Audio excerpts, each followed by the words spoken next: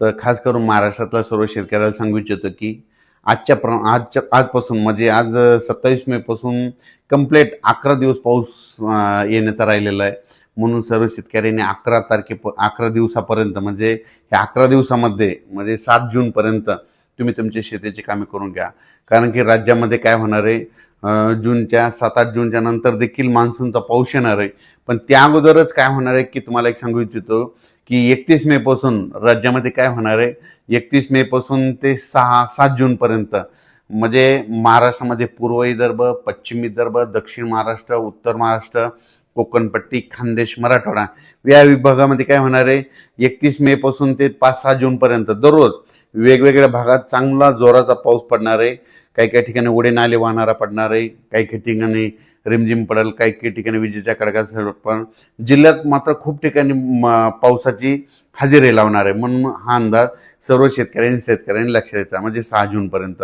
त्याच्यानंतर काय होणार आहे, 7-8 जूनच्या नंतर परत मोसमी पाऊस येणार आहे. म्हणजे 8-7-8च्या नंतर मान्सूनचा पाऊस येणार आहे. मग हे पाऊस पडल्यानंतर आणि ते पाऊस आल्याच्या नंतर मग ज्यांच्या शेतामध्ये एकीच जर उगवल झाली तर तुम्ही तुमचा पेरणीचा निर्णय घेऊ शकता. कारण की राज्यामध्ये यावर्षी म्हणजे हे 2026 खूप चांगलं असं मान्सूनसाठी पोषक वातावरण आहे. नसतं इतकं पोषक वातावरण नसतं. पाऊस एकदा येतो लगेच पुन्हा निघून जातो, पुन्हा येतच नाही. पण यावेळेस काय होईल की जून लागतात म्हणजे 31 मे पासूनच काय होणार आहे, बऱ्याच ठिकाणी पूर्व मोसमी कुठं मान्सूनचा पाऊस बऱ्याच ठिकाणी काय होणार, मान्सून पूर्व पाऊस दाखल होणार आहे. काही काही ठिकाणी असं वाटेल की तुम्हाला पेरणी करावं इतकं काय असं म्हणजे तुम्ही संभ्रम अवस्थेत पडता. म्हणून हे देखील तुम्ही सर्व शेतकऱ्यांना लक्षात द्यायचं. माझी सगळ्यांना विनंती आहे, तुम्ही काय करा, आजच्यानं कंप्लीट 27 मे पासून आजपासून कंप्लीट 11 दिवसा पाऊस आलेला आहे. शेतीची मशागत करून घ्या. म्हणून हे अंदाज सर्व शेतकऱ्यांनी लक्षात द्यायचा. त्याच्यानंतर आज 27 मे पासून देखील ना राज्यामध्ये 27, 28, 29, 30च्या दरम्यान देखील राज्यामध्ये विखुरलेल्या स्वरूपात वेगवेगळ्या भागात पाऊस पडणार आहे. हे सर्वदूर अवकाळी पाऊस असतो, सगळीकडे पडत नसतो.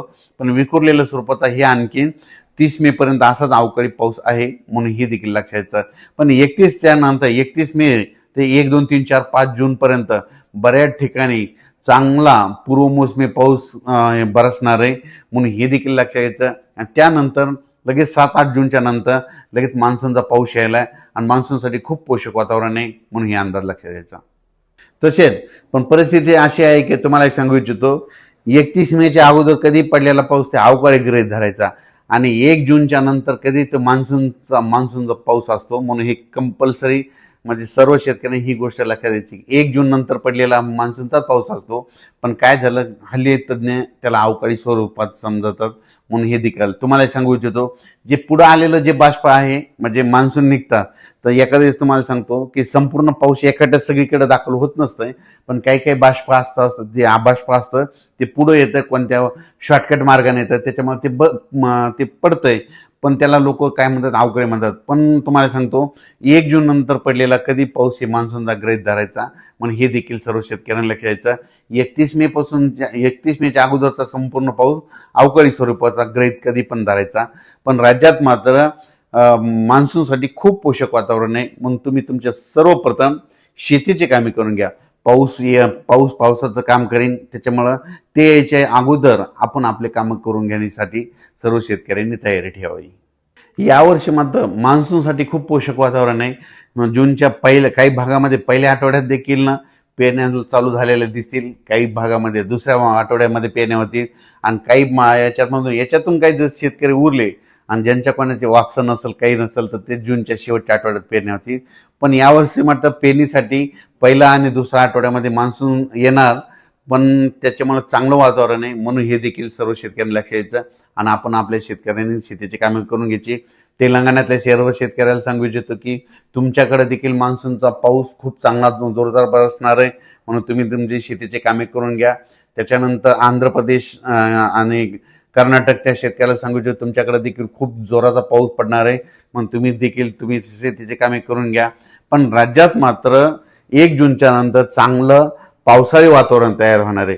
पावसाळी वातावरण तयार झाल्याच्या नंतर आपल्यालाच कळतं पेरणी म्हणजे जमिनीमध्ये ओल गेल्याच्या नंतर पेरणी करायची का नाही हे तुम्ही तुमचं ठरवायचं असतं. हे देखील सर्व शेतकऱ्यांना लक्षात द्यायचं. पण राज्यात मात्र मोसमी पावसासाठी मान्सूनसाठी खूप पोषक वातावरण आहे, म्हणून हे देखील सर्व शेतकऱ्यांना लक्षात यायचं. तर हे जे अंदाज दिलेलं आहे हे मी दिलेलं आहे पोखरा या ठिकाणाहून. या पोखराहून आज आम्ही गोरखपूर कडे आपल्या पर्याकडे जाणार आहेत आणि त्या ठिकाणी परत उद्या त्याला आणखीन एक अंदाज देणार.